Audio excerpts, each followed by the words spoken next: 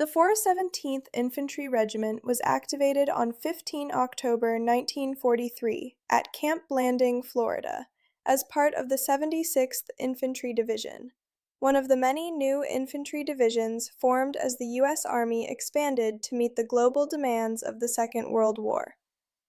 Its ranks filled quickly with citizen soldiers, men drawn from cities, farms, and factories across America. Training at Camp Blanding was intense and relentless. Marksmanship, night maneuvers, river crossings, and combined arms coordination. By late 1944, the regiment had become a cohesive combat team, ready to take its place in the fight for Europe. In December 1944, the 417th crossed the Atlantic aboard troop ships, landing first in England for final staging and equipping. The war in Europe was entering its decisive phase, and the regiment's parent formation, the 76th Division, was assigned to General Patton's Third Army, a hard-driving force that expected speed, aggression, and endurance. Within weeks, the 417th moved across the Channel into France, entering a continent scarred by years of war.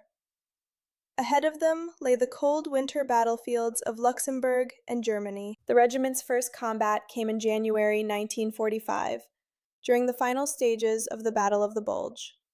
Still green but determined, the 417th relieved battle-worn units along the line in Luxembourg, where German artillery and patrol activity tested every new company commander and rifleman. In bitter cold, the men dug in on icy slopes and endured constant shell fire. They learned the realities of combat the hard way, through night patrols, sudden skirmishes, and the steady attrition that marked the Ardennes front. By February, Patton's Third Army went back on the offensive. The 417th played a key role in forcing crossings over the Sauer River near Echternach, then the Moselle River near Trier, breaching the Siegfried Line defenses. Small assault teams paddled across under artillery cover, securing bridgeheads against machine gun fire. Once established, the regiment pushed armor and engineers over the makeshift bridges, expanding the lodgment and capturing German positions in fierce house-to-house fighting. The 417th's courage and cohesion under fire earned respect from veteran units already in theater. In March 1945, the 417th joined the general offensive into the Rhineland. Town by town, they advanced across the rugged Eifel region, seizing crossings and cutting enemy communications. After crossing the Rhine River near Worms, they fanned out across Hesse and Thuringia, capturing thousands of prisoners and destroying scattered German resistance.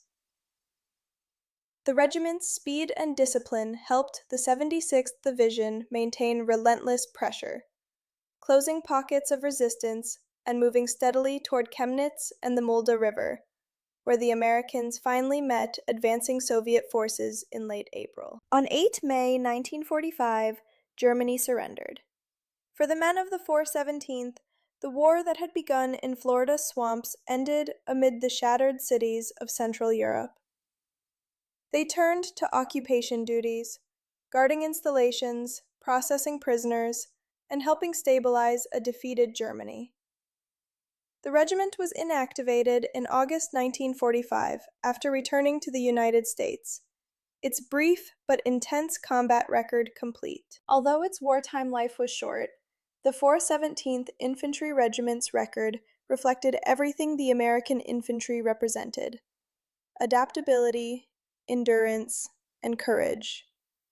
In less than 2 years, the regiment had trained, deployed, fought across rivers and mountains, and helped end the war in Europe. Its lineage lived on in the post-war 76th Infantry Division, later a reserve command, ensuring that the name 417th remained part of the Army's heritage.